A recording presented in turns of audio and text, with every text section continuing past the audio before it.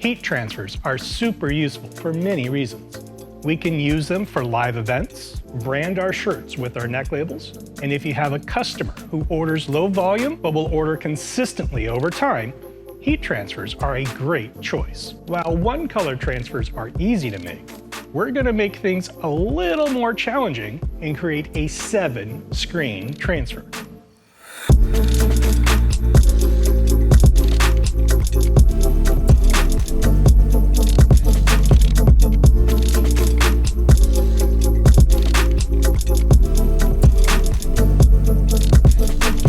Here is the artwork that we are going to be printing. While this design may be a lot more complex than what your clients will ask for, we want to show you that something like this is entirely possible. To get started, you'll need to adjust your artwork for printing on transfer paper. We have a blog that will go over some tips for adjusting your artwork for transfers. You can find it in the top right or in the video description. You'll need to gather a few things before production: a vacuum platen, a shop vac, your transfer paper, and your transfer adhesion powder. A vacuum platen keeps the transfer paper in place as you are printing, and it cuts out the need for any adhesive. The vacuum is your glue. So set your platen an inch or two away from your print head. Attach the vacuum, tape it in place, pull your screen down onto the platen, and place your transfer paper where the design falls. Then apply a 3-point stop for consistent paper placement. You'll need to take the paper off the platen after printing each color. So this step is very important to stay in register. Essentially, you want a 90-degree corner to place your paper in.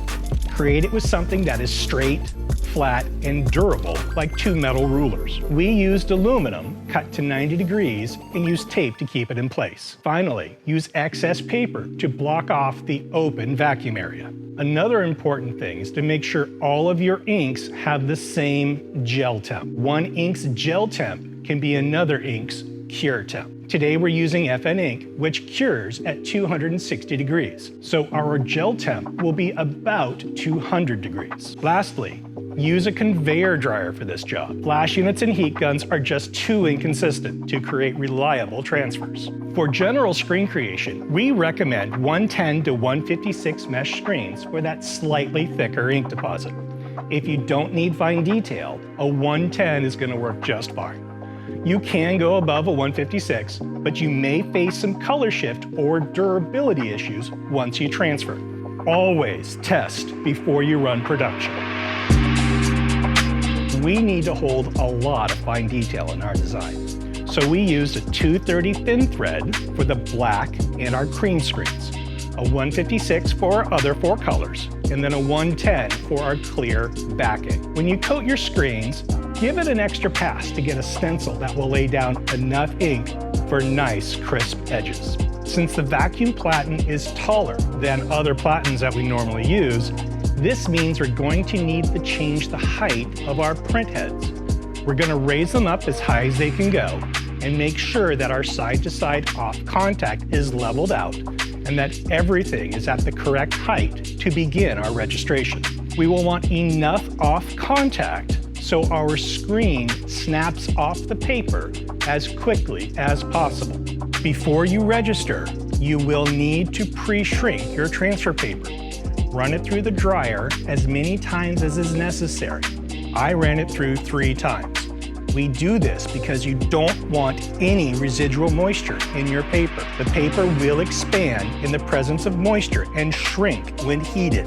It is imperative that the paper be as stable as possible. We want little to no movement or misregistration during printing, so watch out for any shift in registration if you are in a humid place. If you are, a dehumidifier in your print area could be a great idea. Our production area happens to be at around 60% humidity. Welcome to the Great Pacific Northwest. But since we're in a massive open space, a dehumidifier is not a good option for us. My humidity in my paper was the biggest hurdle I faced while trying to stay in register. Because of that, I had to pre-shrink my paper multiple times to get it as dry as was needed. For multicolor transfers, we're going to be printing in reverse print order. so we're going to register it in reverse as well. Register on your transfer paper for best results. You want to print the front color first, then work your way backwards to the underbase, so that when you transfer, the design will be facing the correct way on the shirt. So after pre-shrinking my paper, I will print my black screen, I'm going to gel it, and then I'm going to register my next colors. Registration on this job took me roughly 2 hours to get everything near perfect. You don't need to tape off your registration marks to print your transfers, but you will, of course, need to cut the paper to remove them before you press the transfer onto a garment. Now, not taping them off can also allow you to see if there's any registration issues happening while you're in production. Once it's all in register, do a final test print to make sure the elements of your design are all aligned. And I would also recommend doing a transfer test to make sure the design looks correct before heading into production.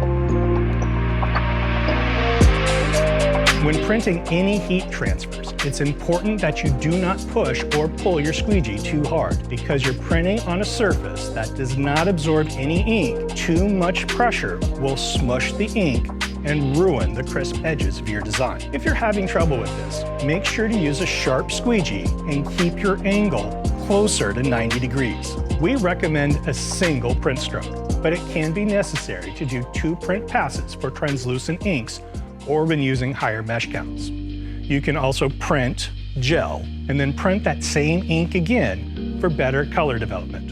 We're using FN ink, which cures at 260 degrees. So we're going to set our dryer to get our ink up to about 180 to 200. This means resetting our dryer temp and belt speed to hit this temperature. A big question we get about printing heat transfers is, why do we gel instead of cure the ink? We gel because the ink needs to be able to cure and bond together during the actual transfer process, not during printing. This will make the transfer much more durable. If you were to cure one or more of your inks while printing, those inks could fall apart in the wash after the transfer. Our print process today will be print our first color, gel it, print the next color, gel that color, rinse and repeat until we're done. Your last screen should be your underbase or your adhesive layer. This will cover your entire design. For us, we're going to be using a clear underbase. This layer will be the one to hold all of the adhesive powder. Get a bin or something wide to keep the powder contained. We're going to dip the paper into the powder and make sure that it coats the entirety of our ink layer. Once coated, tap or flick the powder to release anything that's left over. Put it through the dryer to gel for one last time. Our transfers are now ready to be pressed onto the shirt. Let's head over to the heat press and finish this job. Today we're going to be heat pressing our design on shirts provided by Sandlar. We're going to set our heat press to 350 degrees. We're going to load our shirt onto the heat press, preheat the shirt for about 5 seconds. This is to both smooth it out and to get rid of any moisture in the garment. We're going to use medium pressure and heat press for about 10 seconds. Since we're using hot peel paper, we're going to pull the paper off within 5 seconds of transferring. It's that easy. As always, test for what works best for you.